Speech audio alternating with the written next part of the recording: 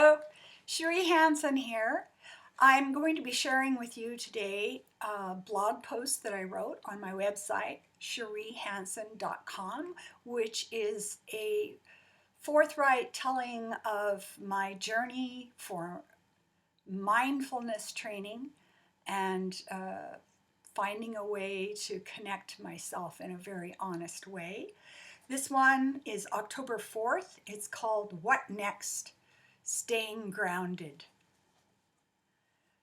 I began with a poem by Theodore Roethke, who was a poet who lived in the area where I grew up. The Waking. I wake to sleep and take my waking slow.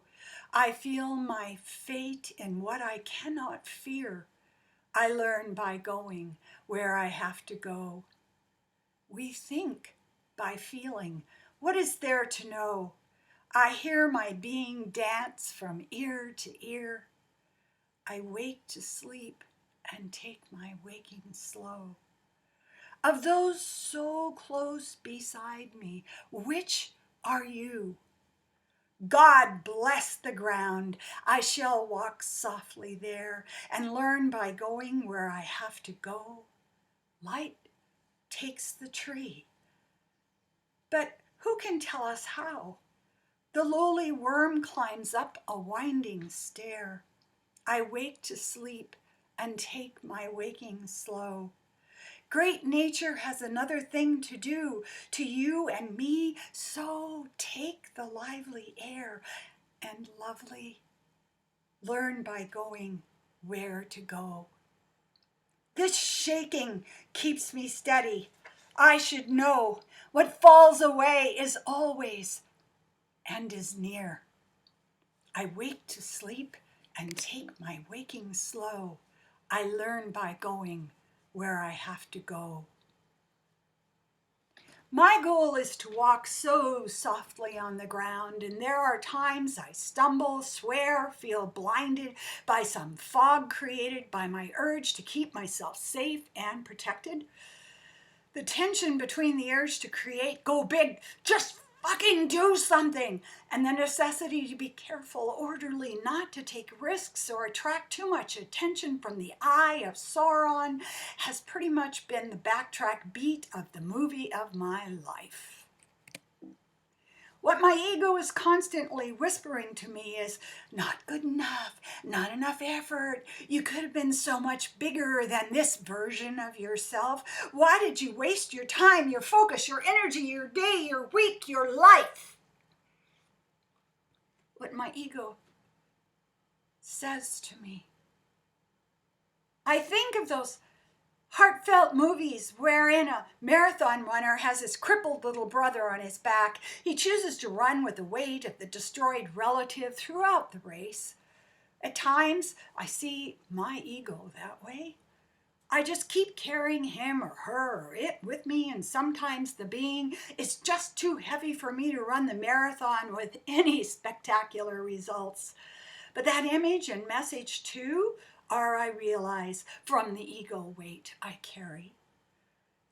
At present, I have been evolving in the way I almost inevitably do. It seems to be my style. I'm stoic and patient for a time with an issue and use my superhuman suppression skills to cloak the problem in a field of invisibility. And then I stumble onto the next plan, which was hidden behind the bushes.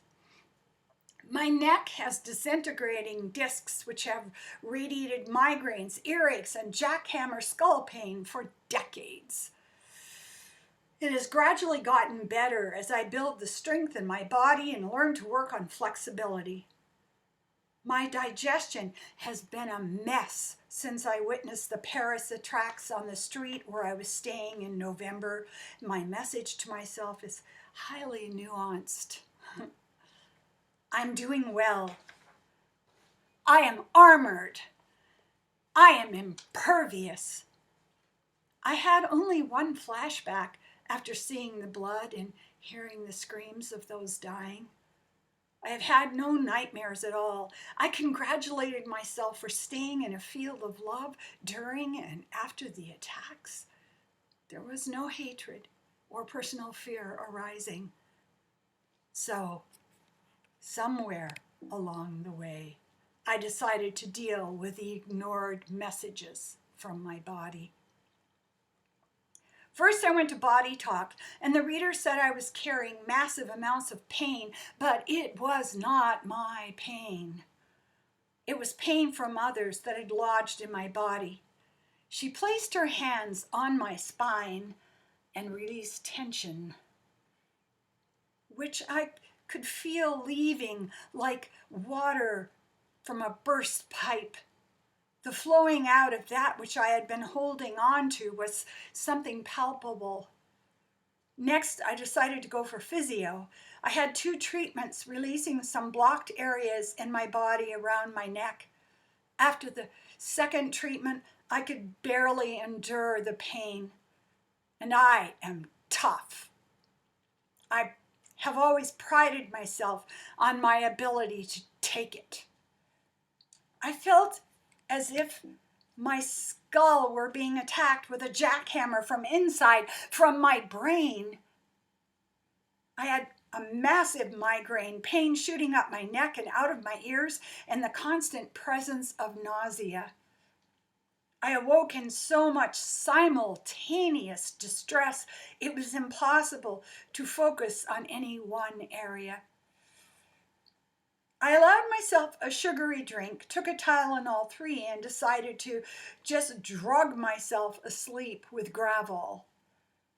When I went back for my 3rd treatment, the physio indicated that unlocking knots in the body can allow for information to start flowing that has been repressed. On the right side of my neck is an area that refuses to let go. No matter what he did, it held on. I pointed out that I had a shard of bone standing up on the front of my shoulder. He stepped back and looked concerned. He said it was an indicator of a dislocated shoulder at some time in my past, and since I had no memory of it, it must have come from my dark period. When I went home with the new information to add to the missing puzzle pieces of my life, I sat with the idea that this happened when I was under the amnesia blanket of my blacked out childhood. I have protected myself by not remembering.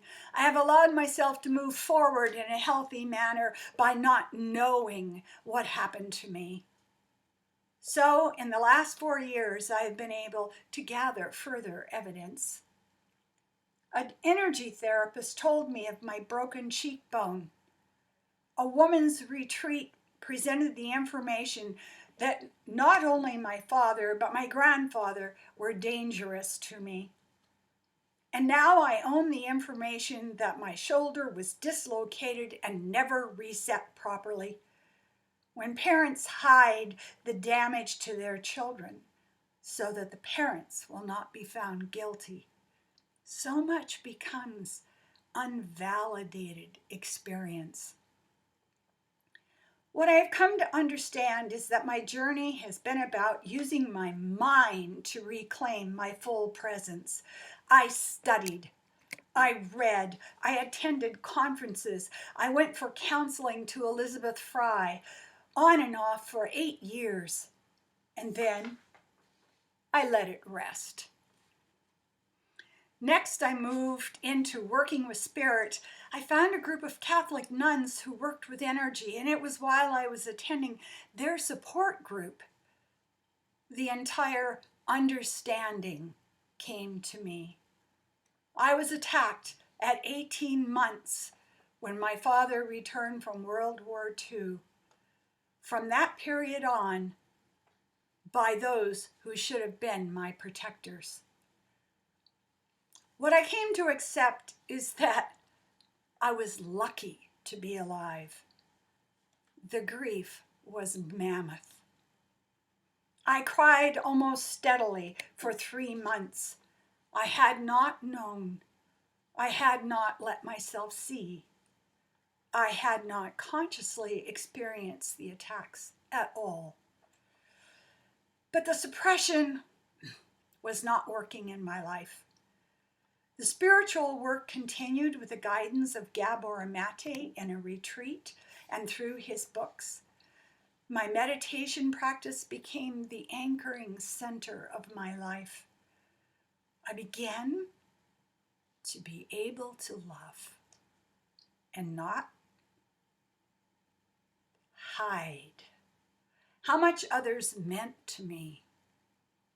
I sat with Peruvian shamans up the Amazon and with a Blackfoot medicine man, and I read everything about how the brain works, the patterning of DNA. I studied Buddhism, Taoism, Hinduism, and I opened myself up to the deep connection with spirit. What I have done in the last 3 weeks is a result of my adventure. I worked first on knowing that I was determined to survive. Then I used my mind to understand on that first level. The spirit work was only possible because I intellectually understood how important it was to get beyond the mind. Finally, reconnecting with the messages in my body is the final step and the most illuminating one. I can only allow those neurological connections to bring messages to me because I am strong now. I am strong enough. I have worked out, used weights, established habits of nurture and strengthening my body so that I can actually see how strong I am. And that has helped me tremendously. What happens next? Don't ask me. I didn't plan this journey. I just take it and let it take me to where it will.